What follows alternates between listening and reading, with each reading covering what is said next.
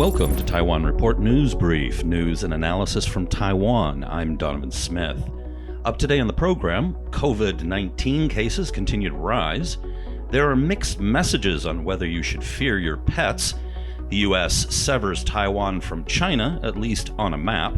There's a big drop in traffic at the airport, no surprise. There's big decisions on the horizon for the Chiang Kai-shek Memorial. How Long Bin calls KMT reform like pulling up weeds. And could the King of Hualien become the king of the KMT? But first up, in the Taipei Times, drone registration rules take effect from March 31st. Owners who fail to register their uncrewed aerial vehicles face a fine of 30,000 to 150,000 NT after new regulations added to the Civil Aviation Act take effect on March 31st. People must register their drones if their maximum takeoff weight is 250 grams or heavier, the regulations say. However, government agencies, academic institutions, or legal persons would have to register their drones regardless of their weight. Now, the purpose of this is apparently because owners of drones weighing 250 grams or more are asked to register because they are big enough to harm people. The number of coronavirus cases in Taiwan has reached 41.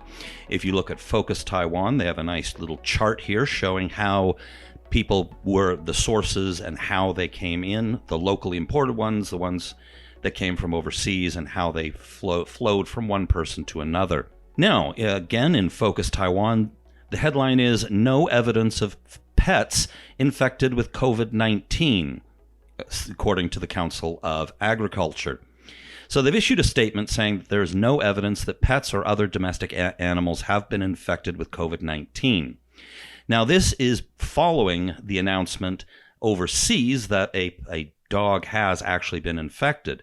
However, there doesn't seem to be any proof of that here in Taiwan.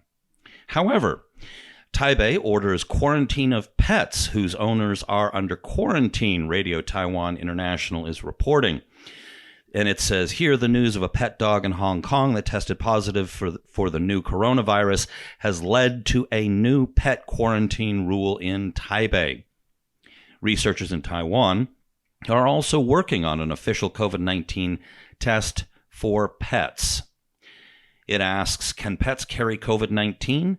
Well, a pet dog in Hong Kong tested, quote, weak positive for the virus last week.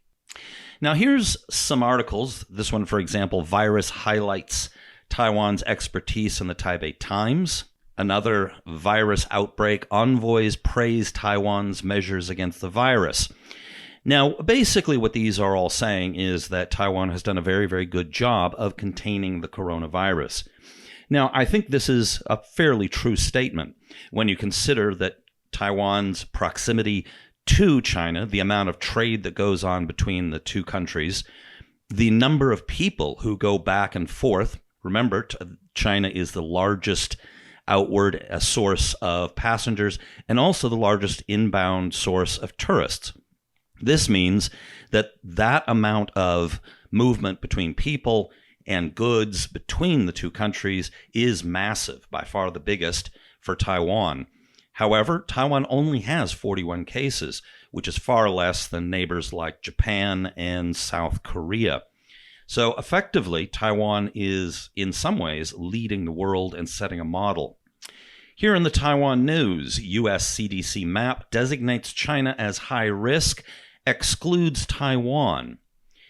Now, it says here, in the most up-to-date information for travelers, the U.S. Centers for Disease Control listed Communist China as being at the highest level of risk of transmitting the novel coronavirus, while Taiwan and 3 Southeast Asian countries have been taken off the list, which had previously suggested there were cases of community spread on the island. On the updated page, title Coronavirus Disease 2019 Information for Travel, the CDC has uploaded a map in which countries are designated colors based on their high risk for the disease. China and Iran are in dark blue, but Taiwan is gray. Previously, the CDC inexplicably included Taiwan on the list of destinations with apparent community spread, which may or may not have been because of the WHO designation of Taiwan as part of China. Unsurprisingly, again, this is the Taiwan News, number of passengers at Taiwan's Taoyuan airport drops 70 to 80% during the 2/28 holiday. Back to focus Taiwan. Taiwan not keen on dismantling CKS Memorial Hall, reads the headline. Minister without portfolio Lin Wanyi said Sunday that it would be best to give new functions and implications to the National Chiang Kai-shek Memorial Hall, seen by some as a symbol of authoritarianism instead of dismantling it. There is no timetable yet for the fate of the CKS Memorial Hall, as the Ministry of Culture is still compiling relevant files with relation to the transformation, Lin said, adding that interdepartment meetings will be convened for discussion after the MOC submits its recommendation. There are many suggestions regarding the transformation of the Memorial Hall, issues such as the structure's new name, new functions, and how to deal with the late President Chiang Kai-shek's statue, Lin said. Suggestions from the victims' families will be respected, but at the same time, these suggestions should be viable. Asked if dismantling the Memorial Hall is an option considered by the government, Lin reiterated that the best thing to do is to give new functions and positive implications to the structure ahead of removing it or deserting it. Now, the 2,500 square meter tourist attraction was completed in 1980, and of course a lot of people call it things like Dead Dictator Hall. However, the iconic structure is often used as kind of a symbol of Taiwan. You see it in tourist pictures, travel articles. It's often pictured when an article about Taiwan comes up, and they'll use an image of that iconic structure. Now, from the article, quote, "We all know that the statue of the persecutor is inside the structure," a grandson of a political victim of the 228 incident said during a commemorative event. He goes on and says, "It remains a stab in the heart for the victims unless the structure is removed." Now, there are others, of course, mostly on the KMT side, who continue to venerate Chiang Kai-shek to this day. If the memorial is taken down or even repurposed, you can bet that they'll come out and protest. There's not a lot of them, but they tend to be very vocal. Meanwhile, in the Taipei Times, Hao Longbin, one of the candidates for the KMT chair, likens KMT reform to ripping up weeds. The Chinese Nationalist Party, KMT, needs to be changed from the root, former Taipei Mayor Hao Longbin and former Taipei County Commissioner Zhou Shiwei agreed yesterday. Zhou said, "Change must start from the root, and when you are weeding, you must remove the roots," said Hao, who has served as KMT vice chairman 3 times and is up against KMT legislator Johnny Chang in the election. He goes on and says, "The same goes for reform. You have to solve the fundamental problem. The KMT's fundamental problem is its culture. While some parts of it would be kept, others need to be changed. In the past, there was only one voice in the KMT, that of the chairperson. But the chairperson is, quote, not a saint," he said. "The party chairperson also makes mistakes. With a collective leadership that considers multiple opinions, there would be few chances of making mistakes," he added. Now, those are some interesting comments. It suggests that he's at least proposing a more collective leadership or more input from other members of the party. You'll note that the other day, in one of the Chinese media reports that I covered, he talked about how during his terms as vice chairman, he said he only had one job as vice chairman of the KMT, and that was to show up for meetings. Essentially, he was saying he was essentially a useless figurehead. Now, he did help out with certain things during his tenure there, including talking to Terry Goh, but he had no real formal tasks, really. Now he goes on, asked about former KMT Central Committee member Vincent Xu, whose party membership was suspended over suspicions that he altered the passenger list for the first charter flight of Taiwanese evacuated from Wuhan, China last month. Hao on Saturday said that, quote, all KMT members must safeguard the party's image. Those who act without authority and damage the party's image should be disciplined, he said. Although the KMT is an opposition party, it would do its part to help Taiwanese living or working in China. So it should have a party representative there. Now that's interesting because he's also said that the KMT should have a party member representing or an organization representing the KMT in the United States. So here he's saying that something similar should be in China. So there's a KMT party representative in China. Now, he goes on, the KMT also needs to tackle its public image of being, quote, old and pro-China, and should prohibit members from benefiting personally when handling cross-strait affairs, he said, which seems a little at odds when you want to set up somebody to represent the party in China. On the question of the KMT's position on unification and independence, Hao said that, quote, defending the Republic of China, opposing Taiwanese independence, and rejecting the one country, two systems framework proposed by China are the party's core ideals. He goes on, the KMT lags far behind the Democratic Progressive Party in its social media presence, which could seriously limit its development unless something is done. Only by embracing social media could the party better connect with the public, especially younger people. Now, it's worth noting here, as I wrote in an article in Ketagalam Media a few weeks ago, is that it's all well and good to talk about increasing your social media presence. But what's really important if you're going to go that route is, well, what are you going to say on social media? Just simply improving your social media presence by itself doesn't automatically bring in very many people. So they have to give a lot of thought to what is the message and what are they going to promote to try and bring back younger voters. And as I mentioned in the article, that puts them in a series of catch-22s. Many of the issues that are important, particularly more socially progressive ones, to the younger generations, are very much at odds with the 96.8% or so of the party that's over the age of 40. Also, most of the legislators, which in the next article it points out, is their average age of their legislators is 57, which is higher than the overall body of the legislative body, which has an average age of 53. That average age of 53 probably includes those KMT members. I seem to remember seeing a statistic that had the DPP average age of their legislators was up in the upper 40s, and the PFP, sorry, not the PFP, the TPP was even younger than that. So, just as a little side note, speaking of social media and web presence, the KMT website is finally back up. It was down during the whole election period, which was quite embarrassing, and it appeared they didn't pay their hosting bills. The site is back up. They've added a few articles, but right now the main article on the page is announcing that it is taking a few days off on holiday and will be back after the Double 10 holiday in October 12th of 2019, which is a little bit of an odd thing considering that was 6 months ago. All right, this is a local media report in iMedia. Now, let me emphasize that this is one person's opinion. I don't know, and only some of these figures can be independently verified, and some of it is opinion. But I thought it was a very interesting piece, so I thought I'd bring it to your attention. The headline is, "The King of Hualien, Could He Become the New King of the KMT?" Now, it makes an interesting case here.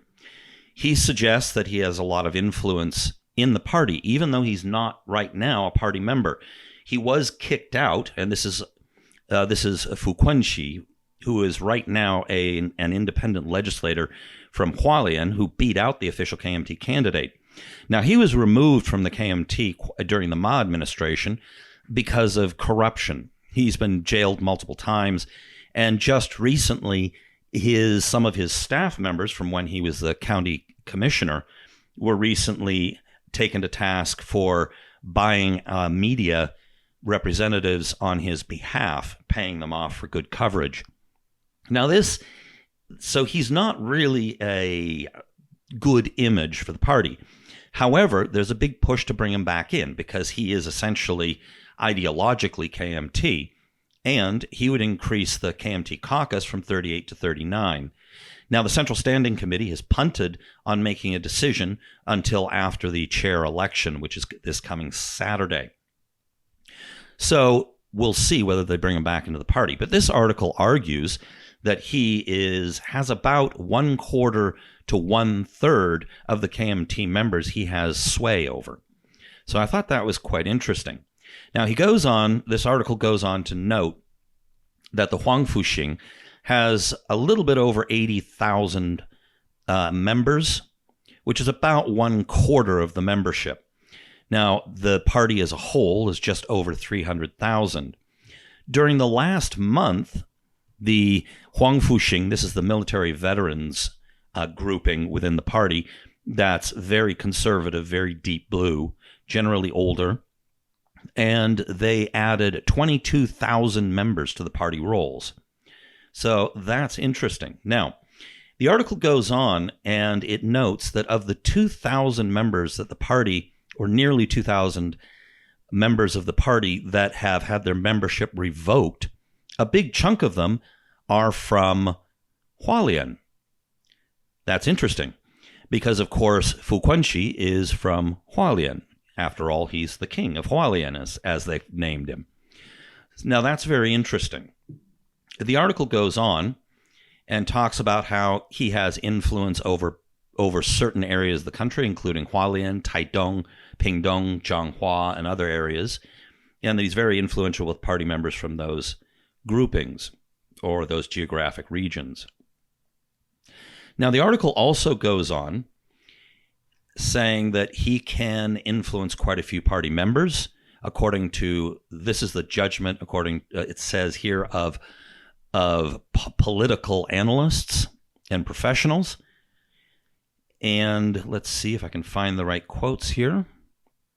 So it goes on, and it talks again, this has been reiterated before, but the party membership that's under 40 has 3.16%, but the general electorate makes up 34%, so that's pretty alarming for the future. And as I mentioned earlier, the average age of their legislators is 57. So he goes on to say that about 1/4 to 1/3 of the party membership he would have influence over. And it goes on to say that, it says here, that both Hao Longbin and Johnny Chang, Jiang Jitsen, are very clear that Fu Quanxi is an essential figure here, and that if he should come out and support either one of them, it says here that the chairman election or by-election would be quickly decided. Now, let me reiterate, I'm not certain how accurate this is. Much of this is pure speculation. But apparently this is somebody who's talking to party insiders. Again, take that with as much of a grain of salt as you'd like. All right, some articles to check out. In the Taipei Times, Walter Lohman on Taiwan, Free Trade, a Worthy Legacy of Madam President, where Walter Lohman goes on to encourage President Tsai to make a strong effort to sign a free trade agreement with the United States. And in Ketagalan Media, Vestiges of Authoritarianism, the KMT's Patronage Network, Part 2 is an interesting article. Be sure to check out Part 1 as well. All right, be sure to subscribe to us on your favorite podcast outlet or on YouTube, or preferably even both.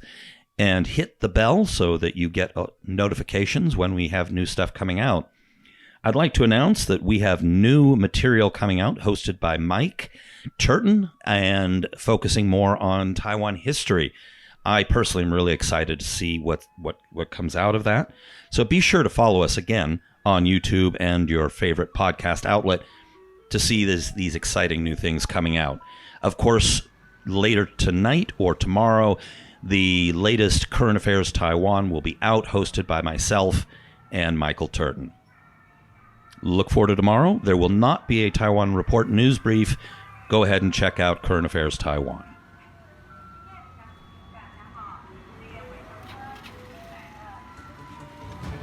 This has been brought to you by the Taiwan Report.